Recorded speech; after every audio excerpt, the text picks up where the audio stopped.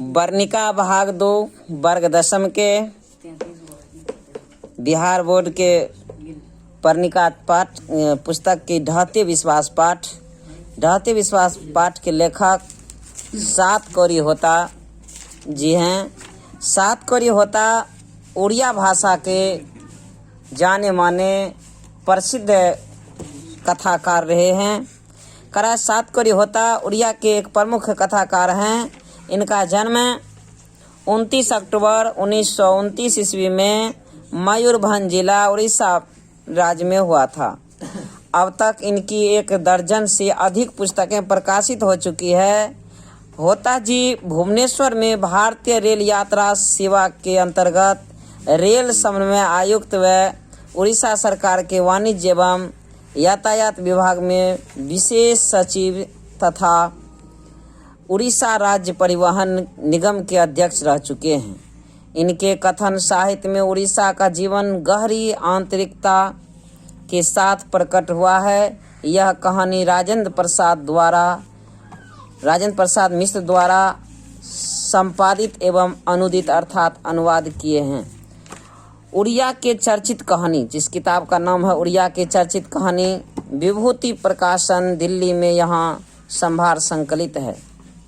अर्थात सात कौरी होता जी के द्वारा लिखा गया उड़ीसा भाषा में कहानी ढहते विश्वास के हिंदी अनुवाद राजेंद्र प्रसाद मिश्र द्वारा किया गया, जो किताब का नाम है उड़िया की चर्चित कहानियाँ।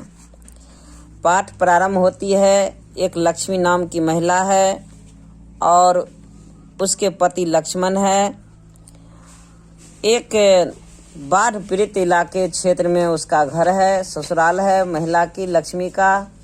और वह नई जब अपने नैहरा से ससुराल आती है तो बाढ़ आती है। और पुनः कुछ दिनों के बाद जब कुछ 2-3 पुत्र और पुत्री हो जाते हैं तो फिर बाढ़ आती है। वह भयंकर बाढ़ का रूप जब लोगों की विश्वास ढहने लगती है। इसकी कहानी जानेंगे, इसकी विशेषता, यह घटना जानेंगे, क्या घटना घटित होती है। तो ढहते विश्वास पाठ सात कौरी होता जी के प्रारंभ होता है। लक्ष्मी और लक्ष्मण की कहानी, बहुत दर्दनाक घटना जो उनके साथ बीतता है। उड़ीसा महानदी के बाढ़ प्रभावित क्षेत्र है। कह रहा है पिछले कई दिनों में लगातार बारिश होते देख लक्ष्मी को लग रहा था जैसे इस बार भी बाढ़ आएगी। जैसे उस बार आई थी पहले जब नैहरा से ससुराल, तो पहली बार वह बाढ़ आई थी, ठीक उसी तरह से अंदाज़ा लगा रही है कि अब की बार भी बाढ़ आएगी, क्योंकि कई दिनों से बारिश हो रही है। तूफान में घर टूट गया था, सो उधार कर्ज मांगकर किसी तरह कुछ बांस बूंद कर उस पर पुआल डाल दिया था। तूफान जब आंधी तूफान आया तो उसमें घर टूट गया और पुनः बाढ़ आने की संभावना है। लक्ष्मण कलकत्ता में नौकरी करके पत्नी को जो कुछ भेजता है उससे गुजारा न होने की वजह से तहसीलदार साहब के घर का छिटफुट काम करके लक्ष्मी जो कुछ पाती है उसी से अपने कमी पूरा कर लिया करती है। अर्थात लक्ष्मण जो लक्ष्मी के पति हैं कलकत्ते में नौकरी करते हैं और वहाँ से पैसा भेजते हैं। फिर लक्ष्मी भी किसी तहसीलदार के घर काम करके कुछ पैसा कमा लेते हैं। लगता है अब समय को लोगों का सुख चैन सहन नहीं हो पा रहा है, वरना तूफान के तुरंत बाद सूखा न पड़ता। तूफान आया, सूखा हुआ, सूखा के बाद तुरंत अब बाढ़ आ रही है। 1 बीघा खेत छोड़ गए हैं पूर्वज, यानी इसके पूर्वज 1 बीघा खेत हैं इसको, लक्ष्मी को। 1 टुकड़ी जमीन भी है। हल किराए पर लेकर उस बीघे भर में खेती करवाई थी लक्ष्मी ने। अंकुर जल गए सूखा में और कहीं कहीं पर धान के हरे भरे सभी कोमल पौधे धूप में भुनकर सुहा हो गया। फिर भी हार न मानकर बारिश होने पर रोपनी करने का इंतजार कर रहे थे किसान कि अब की बार फिर रोपनी करेंगे, बुआई खत्म हो गया तो। गहरे खेतों में जरई समाप्त करके नदी के बांध पर बैठे गर्दिश के दिन भूलने की कोशिश करते वक्त यह अनवरत बारिश शुरू हो गई। भादव के शुरू से बरस रही है, यानी भादव माह के शुरू से ही ये बारिश हो रही है। पूरा महीना खत्म होने को आया है, पर बारिश थम नहीं रही। एक पक्ष से अधिक हो गया, सूर्य देवता के दर्शन तक नहीं हुए। एक पक्ष अर्थात 15 दिन, कृष्ण पक्ष शुक्ल पक्ष होता है, तो एक पक्ष हो गया है, 15 दिन हो गया है, सूर्य देवता का दर्शन तक नहीं हुए हैं। लगातार बारिश होने के कारण बाढ़ आने की चिंता से अब रात को नींद नहीं आती थी। लक्ष्मी को देवी नदी के बांध के नीचे लक्ष्मी का घर था। लक्ष्मी का घर देवी नदी के बांध के नीचे लक्ष्मी का घर था। दलई बांध में पिछले बार जब नदी ने दांव साधा था, उस समय वह नई आई थी ससुराल। कौन? लक्ष्मी। जिस दिन दलई बांध टूट गया था, चारों ओर बाढ़ के पानी के साथ मनुष्य का हाहाकार मिलकर एकाकार हो गया था। उसके बाद सब कुछ खत्म हो गया। तुरई के फूल की तरह खिलखिलाकर हंसते लोग सहसा मुरझा गए, अर्थात एकाएक मुरझा गए। करा मनुष्य की आवाज, उसके शब्द, आनंद, कोलाहल सब रेत में दफन गए। वे दिन अब तक नहीं भुला पाई है लक्ष्मी, जो पहली बार ससुराल आई थी, उस बार जो घटना घटी। कह रहा है कितना दर्दनाक है वह अनुभूति, कितना भयानक था वह दृश्य। मरी परी माँ के शव को टिक कर बैठा था बच्चा सांत्वना पाने के लिए। मरी हुई माँ के शव के पास बैठा था बच्चा कि माँ कभी उठ कर के सांत्वना देगी, परंतु कोई उठ नहीं रहा था। कौन देगा उसे सांत्वना? इससे पहले कि माँ उसे गोद में उठाए, सियार वनभोज के लिए घसीट ले जाते हैं। उससे जीते जागते बच्चे को वह दृश्य याद आते ही सिर से पैर तक शरीर आतंक से सिहर उठता है। बहुत दर्दनाक घटना घटी। यदि दोबारा दलई बांध टूट जाए तो उन्हें कौन बचाएगा? लक्ष्मी को डर हो रही है। बच्चे विपत्ति का सामना कैसे कर पाएंगे? विपत्ति अकेले न आकर के संगी साथियों के साथ आती है। यह सब सच साबित हुई कि विपत्ति अकेले न आकर के संगी साथी के साथ आती है। तूफान के बाद सूखा, सूखा के बाद बाढ़ है, और तूफान और सूखा में जिसकी कमर टूट चुकी थी, बाढ़ की धारा के आगे सीना तानने की ताकत उन्हें भगवान भी नहीं दे सकता था। जिसका तूफान और सूखा में कमर टूट, जो गरीबी हाल उसका हो गया था, उसका जो है संभलना फिर ये बाढ़ के आगे संभव नहीं हो पा रहा था। हालांकि बाढ़ में पुआल की छप्पर को अपने बचने का सहारा बनाकर पहले व्याकुल मनुष्य को भगवान भी स्वर्ग से झांक कर देखेंगे, पर कोई कुछ कर नहीं सकता। मानो यह सब विधि का विधान हो। पूर्व निर्धारित सा विधि के निर्देशों को हमेशा से मानता आया है। मनुष्य कभी विरोध नहीं कर सका है। यही उसकी विडंबना है, यही उसका बेसहारापन है। लक्ष्मी आसमान का रुख देखकर सशंकित हो उठी। उस बार भी इसी तरह भयावह था आसमान का रुख। किस बार? जिस बार जो है लक्ष्मी आई थी, इसी तरह से भयावह रूप था आसमान का। पड़ोस का पढ़ाकू लड़का गुणनिधि था। ठीक लगेगा। पड़ोस का पढ़ाकू लड़का जो कटक उड़ीसा में पढ़ता था, कटक शहर में, गुणनिधि नाम का, अभी कटक से लौटा है, जिस कटक में सुभाष चंद्र बोस का जन्म हुआ था। उसने घर घर जाकर कह दिया था, कौन? गुणनिधि, कि महानदी का ऊपरी और निचला छोर दोनों पानी में डूब चुके हैं। बारिश थमकर सांस ही नहीं लेती। नदी नालों का पानी बहता ही जा रहा है। ना जाने किस पल बाढ़ आ जाए, कुछ कहा नहीं जा सकता। महानदी के ऊपरी छोर में संबलपुर का हीराकुंड बांध, वही हीराकुंड बांध करा, महानदी के ऊपरी छोर में टिक लगेगा। संबलपुर का हीराकुंड बांधे होने की बात लक्ष्मी ने सुन रखी है, किंतु क्या वह यह एक बांध पूरे राज्य के बाढ़ के पानी को रोक सकेगा? कटक शहर को बाढ़ की चपेट से बचाने के लिए महाराज ययाति, कौन? स्टार्ट करेगा। कटक शहर को बाढ़ से बचाने के लिए महाराज ययाति केसरी ने पत्थर का बांध बनवाया था। बस यहाँ तक। इस युग के पढ़े लिखे बुद्धिमान लोगों ने हीराकुंड बांध बनवाया। हालांकि यह सब देखा नहीं है, लक्ष्मी ने सिर्फ सुना भर है। उसी हीराकुंड बांध में काम करते समय पत्थर के नीचे दबकर उसके ससुर अर्थात लक्ष्मी के ससुर शहीद हो गए, यानी देहांत उनका हो गया, ऐसा लोगों का कहना है। ससुर के देहांत के बाद वह इस घर में बहू बनकर आई थी। इन 28 वर्षों में कितना उम्र में, इस 28 वर्ष में उसने कई बाढ़, सूखा, तूफान देखे हैं, किंतु इंसान इन बाधा विपत्तियों को मानकर हठीले जंगली भैंसे की तरह अपनी आशा और अपनी अरमान को पूरा करने के लिए निरंतर दौड़ रहा है। ना जाने कितनी आशाएं, कितनी अभिलाषाएं उसने भी अपने दिल में संजो रखी है। लक्ष्मण के परदेसी होने का उसे बेहद दुख है, फिर भी वह बगैर टूटे अच्छे दिनों की प्रतीक्षा किए जा रही है। शायद वह डरावना दिन आते आते रास्ते में कहीं ठहर गया है, जैसे जोबरा आनिकट में महानदी का पानी ठहर जाता है। कहाँ ठहर जाता है? करा है, शायद वह डरावना आते आते कहीं ठहर गया है, जैसे जोबरा आनिकट में महानदी का पानी ठहर जाता है। पूछ सकता है कहाँ पर महानदी का पानी ठहरता है? जोबरा आनिकट में। पर मन हार नहीं मानता, नसीब के साथ तर्क वितर्क करके निकल पड़ता है कूच करने को।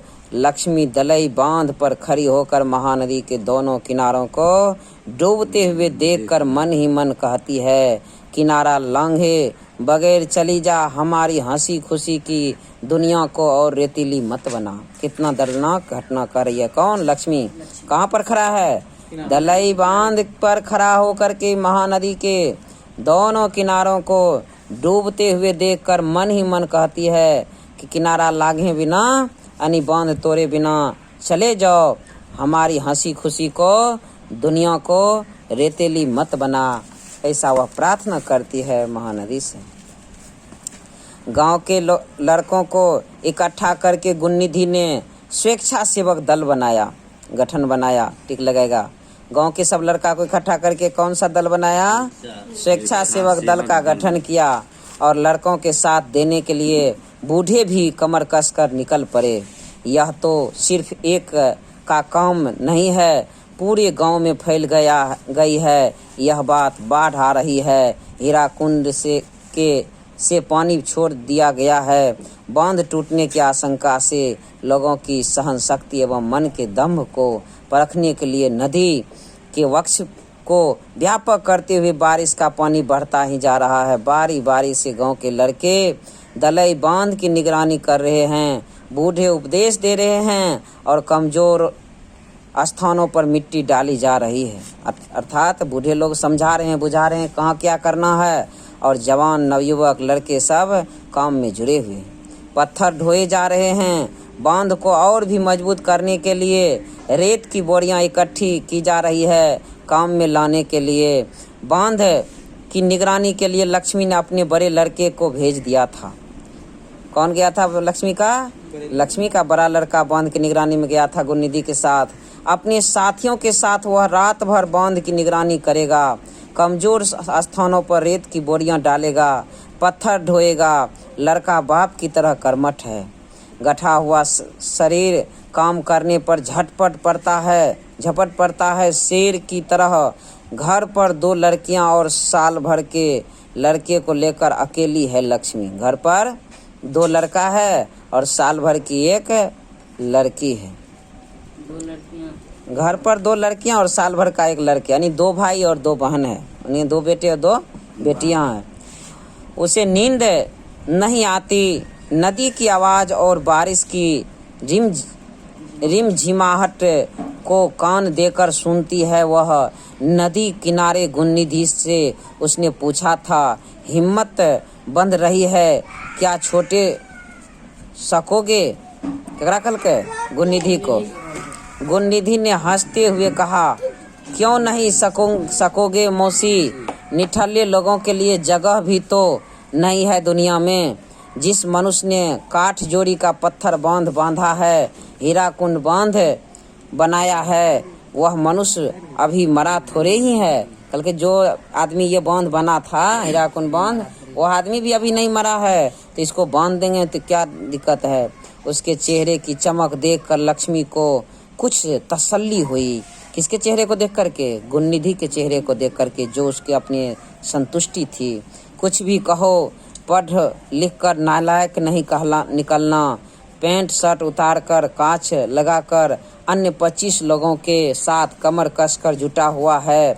बड़ा लड़का अच्युत भी, बड़ा लड़का का नाम क्या था? अच्युत। किसके? लक्ष्मी के।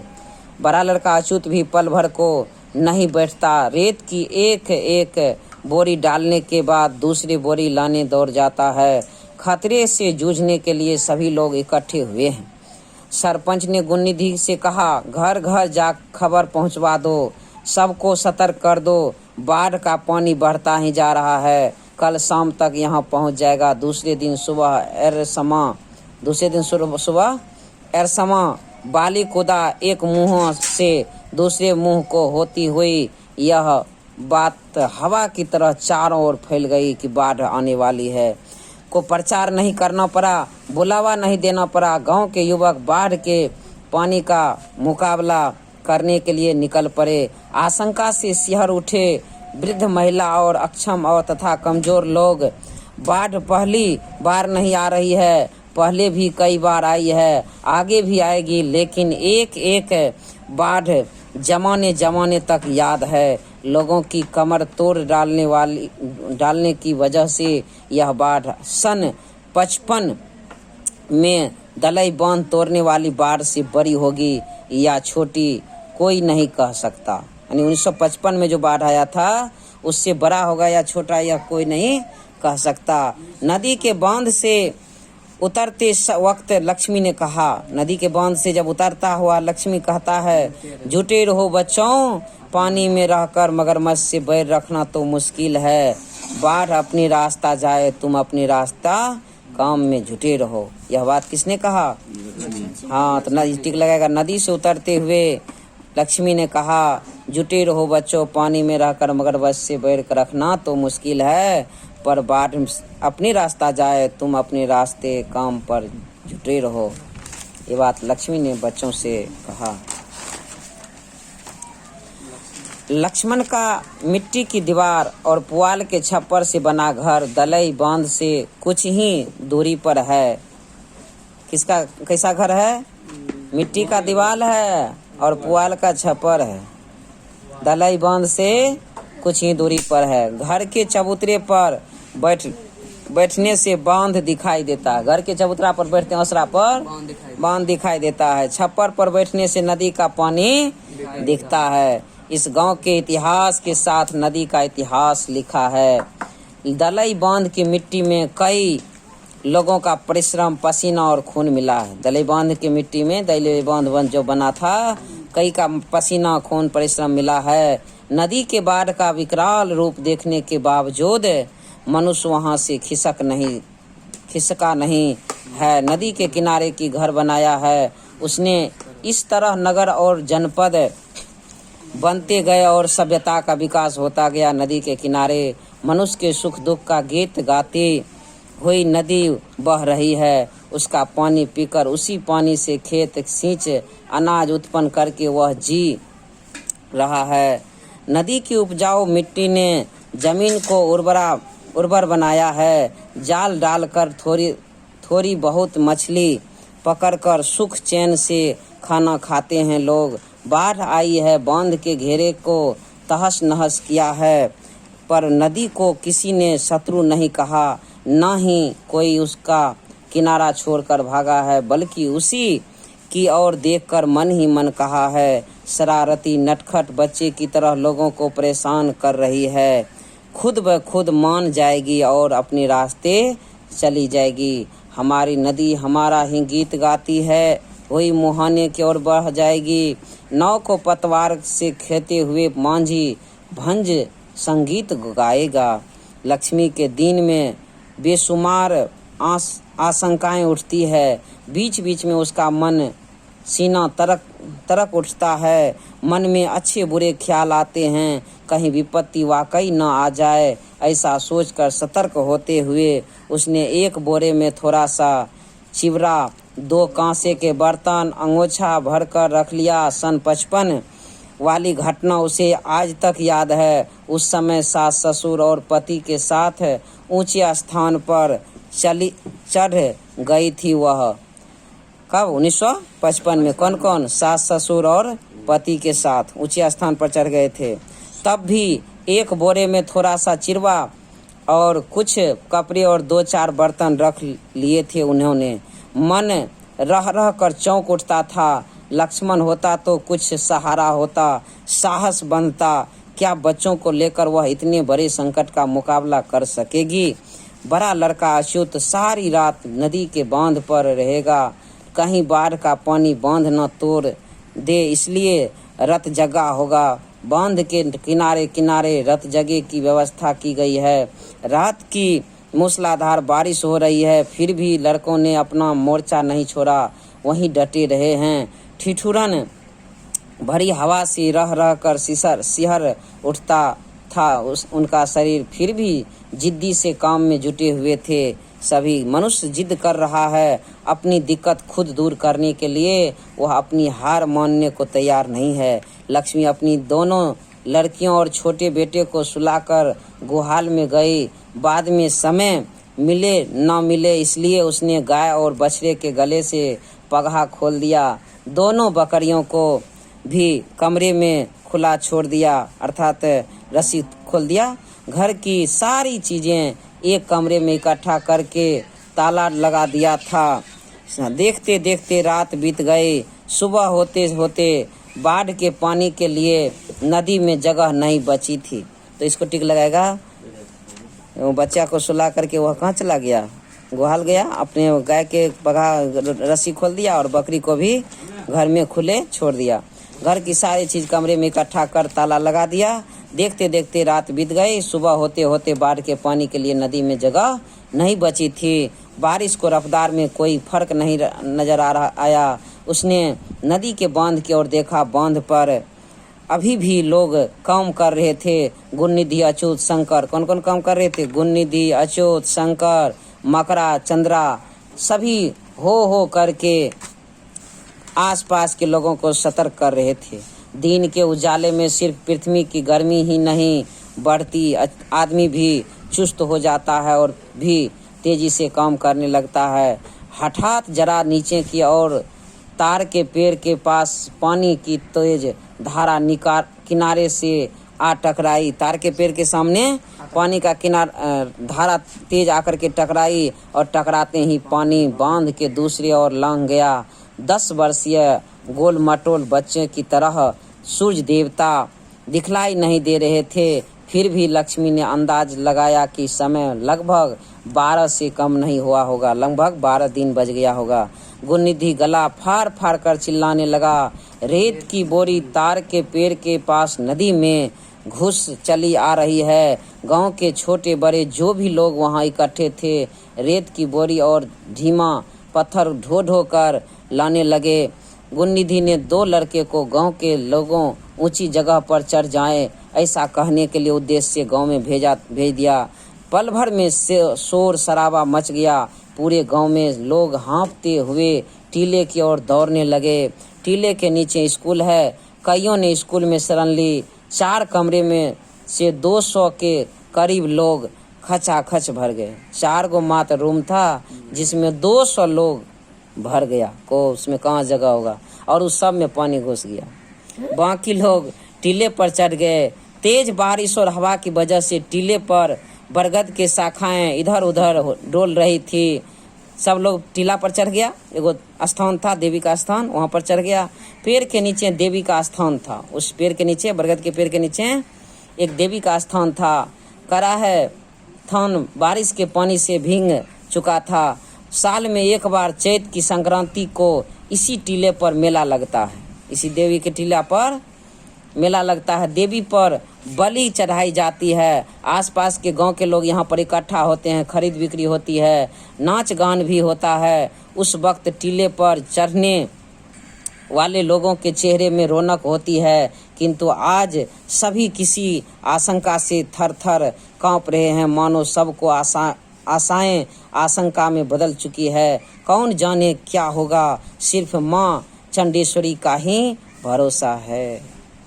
लक्ष्मी दोनों लड़कियों और छोटे लड़के को साथ लेकर निकलते निकलते कुछ पिछड़ गई। वह अच्युत का इंतजार कर रही थी, यह सोचकर कि कहीं वह आ न पहुँचे, पर अच्युत नहीं आया। नदी के बांध की ओर देखकर उसने ऊंची आवाज में बेटे को पुकारा, पर वह आवाज शायद बेटे के कानों तक नहीं पहुंच सकी। ठीक उसी वक्त बांध टूटकर पानी की धारा गांव की ओर लपकने की आवाज ने क्षण भर को उसके अस्तबद्ध कर दिया।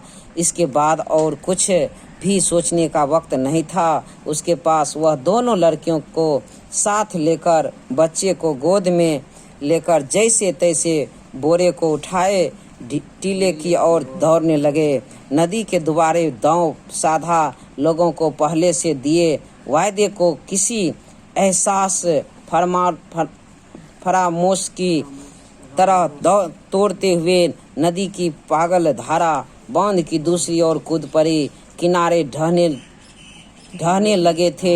नदी के गर्भ में पल झपकते ही तार के पेड़ का नामो निशान मिट गया।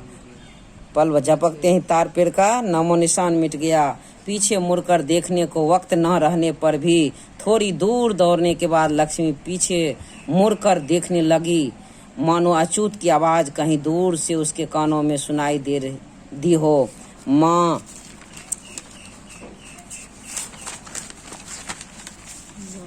किंतु अच्युत नहीं दिखा। काश यह नदी भी माँ कहकर आगे न बढ़ते हुए उसी तरह खड़ी हो जाती। कुछ देर, काश आते आते कुछ देर ही कर देती, लेकिन बांध टूटे नहीं। नदी की धारा से पहले परिचित है लक्ष्मी। नदी की धारा से लक्ष्मी पहली बार परिचित है, जिस बार आई थी ससुराल।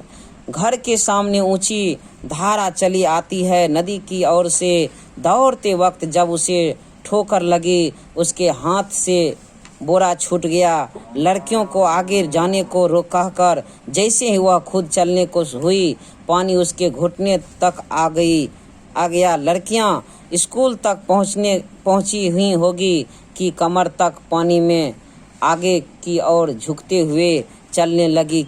लक्ष्मी शिव मंदिर के पास, ठीक लगेगा, शिव मंदिर के पास वाले बरगद के नीचे पहुंचते ही उसके गले तक पानी आ गया।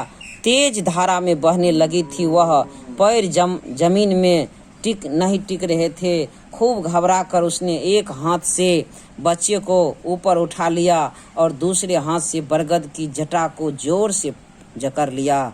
उसके बाद वह कब और किस तरह जटा के सहारे पेड़ पर चढ़ गई, वह खुद भी नहीं बता सकती। किंतु देखते ही देखते पेड़ का तना भी डूब गया और बाढ़ का पानी शाखाओं की चूमने लगा। न जाने किस जमाने का बरगद बाढ़ के पानी की रफ्तार से थरथराने लगा था। लक्ष्मी ने आधी साड़ी खोलकर अपनी कमर को पेड़ की डाल से लपेट लिया। चारों ओर असहाय लोगों का आर्तनाद सुनाई दे रहा था, रोने का, चिल्लाने का। घर, खेत, खलिहान, बाग बगीचे को मिट्टी में मिलाकर परिहास करते हुए आगे बढ़ती जा रही थी नदी की धारा। लक्ष्मी कब बेहोश हो गए वह जान नहीं पाए। दिन भर और रात भर सूं सूं करके बह रहा था नदी का पानी। दलई बांध टूटने पर जिस तरह हर बार किसी अबोध अनाथ बच्चे के रोने की आवाज आती है, इस बार भी ठीक उसी तरह सुनाई दी। ऊंची छलांगें भर भर कर तेज गर्जन करते हुए बाढ़ का पानी आगे की ही बढ़ता जा रहा था। पीछे खिसकते जा रहे थे मनुष्य, पशु, जीव जगत के कितने ही प्राणी, स्थावर और जंगम। यानी पानी आगे बढ़ता है और लोग पीछे खिसक रहा है। ठीक लगेगा इसको। ऐसी बाढ़ कभी नहीं आई। बूढ़ों ने कहा, नदी कई बार किनारा लांघ चुकी है, लेकिन इस बार की बाढ़ का मिजाज कुछ अलग ही है, कोई मुकाबला नहीं इसका। पूरा दिन खत्म होने के बाद पुनः सुबह होने तक बाढ़ का पानी ऐसरमा पहुंच चुका था। चारों ओर पानी भरा था, सिर्फ पानी ही पानी, मानो एक और महोदधि हो। टीले पर चढ़े हुए लोग व्याकुल होकर अपने अपने लोगों को ढूंढ रहे थे। जो लोग ऊपर नहीं चढ़ पाए, क्या वे अभी तक जिंदा होंगे? बाप बेटे को ढूंढ रहा था, पत्नी पति को, माँ बेटी को, भाई बहन को, किंतु इतनी सी जगह पर दो लोगों के लोग इस कदर एक दूसरे से सटे खड़े थे कि सरसों तक डालने की जगह नहीं थी। पहला दूसरे को कुछ बोलने से पहले ही दूसरा बोल उठता था, भैया जरा देखना, मेरा छोटा लड़का केशव उस और है क्या? एकदम चलने तक की गुंजाइश नहीं थी, फिर भी तलाश जारी थी। मन और हृदय में टीले के नीचे स्थित स्कूल पानी में डूब चुका था। टीला के नीचे जो था स्कूल, वह पानी में डूब चुका था, जिसमें इस 200 लोग उसमें खचाखच भरा था चारों कमरा में। स्कूल की छत पर जिन्होंने आश्रय लिया था उनके घुटने तक पानी था। छत पर जो चढ़ा था उसको घुटना भर पानी था। बता सकता है जो रूम में था क्या हाल होगा। सौभाग्य से उस जगह बहुत तेज नहीं था, वरना सब के सब तिनकों की तरह बह जाते नदी की धारा में। जो लोग कमरों में थे वे क्या कर रहे होंगे यह जानने की कोई उपाय नहीं था। संभवतः वे लोग टीले पर चढ़ आए होंगे या फिर एक दूसरे का हाथ पकड़े दूसरे धाम को चले गए होंगे। ये कोई बात क्लियर पता नहीं है। लक्ष्मी को होश आया जब सूर्य देवता सिर पर आ पहुंचे थे। दिन दोपहर में होश आया और हठात जब उसने बेटे का मुंह स्तन से नहीं लगा हुआ अनुभव किया, उसने चारों ओर निगाह दौड़ाई। जब दोपहर को उसका नींद यानी कि उसका होश आता है उसको, लक्ष्मी को, तो उसके पुत्र वह अपने खोजती है और पुत्र को नहीं देख करके वह बहुत ही नाखुश होती है। परंतु उसका छोटा लड़का कहीं नहीं दिखा। वह जोर जोर से गुहार मार मार कर व्याकुल हो खूब रोई, लेकिन उसका रोना सुनने के लिए वहां आसपास कोई चिड़िया तक नहीं थी। पेड़ की दो शाखाओं के बीच किसी की काली गाय टिकी थी। पेड़ के दोनों शाखा के बीच जान रहने की वजह से उसका सारा शरीर फूल गया था। करा है जान न रहने की वजह से, यानी वह गाय मर चुकी थी इसलिए उसका शरीर फूल गया था। थोड़ी ही दूरी पर टिक लगा देगा, पेड़ के दो शाखा के बीच एक काली गाय टिकी थी। जान न रहने के कारण उसका शरीर फूल चुका था। थोड़ी ही दूरी पर नदी की धारा में किसी व्यक्ति का शव बह रहा था। लाश किसी व्यक्ति का बह रहा था। उसी के ठीक आसपास एक दूसरे व्यक्ति का मानो आगे पीछे होकर वे लोग जा रहे हो। लक्ष्मी का सारा शरीर जकड़ चुका था, मन ही भी शून्य था। वह न कुछ कहना चाहती थी, न देखना और न ही सुनना। दलाई बांध उसकी नजरों से ओझल हो रहा था। सिर्फ बाढ़ के पानी की धारा आगे की और बढ़ती जा रही थी। उसी धारा की आवाज के साथ साथ लोगों के रोने की आवाज भी बह रही थी। अब लोगों को किसी पर भरोसा नहीं रह गया है। देवी देवताओं पर से विश्वास उठने लगा। मानो सृष्टि की शुरुआत में लोगों को दिए हुए सारे वायदे खोखली आवाज में तब्दील हो गए हो। बार बार किसी पर विश्वास करके इंसान ठगा जा चुका है, उसके साथ विश्वासघात हुआ है। लक्ष्मी के पीछे वाले शाखाओं के जोर पर न जाने क्या आकर फंस गया है। लक्ष्मी में थोड़ी भी ताकत नहीं बची है, मन में शक्ति नहीं है। लाश की तरह एक जगह टिकी हुई है लक्ष्मी। अब सूर्य देवता दिखलाई नहीं देता। बादल काले काले होकर फिर घिर आए। लक्ष्मी की याददाश्त को कुछ ऊर्जा मिली। उसने अपने पीछे वाले शाखा की जोर में फंसी हुई चीज को देखने के लिए पीछे की ओर देखा। उसके हाथ में ताकत नहीं रह गई थी। पानी की धारा में न बहकर पेड़ की शाखा पर शाखा की जोरों में हैरत अंगेज रूप में फंसे बच्चे को लक्ष्मी उठा लाई। यानी वह बच्चा कौन था ये पता नहीं, लेकिन उसको जो पेड़ की शाखा में जो लटका था, बच्चा को उठा करके अपने पास लिया।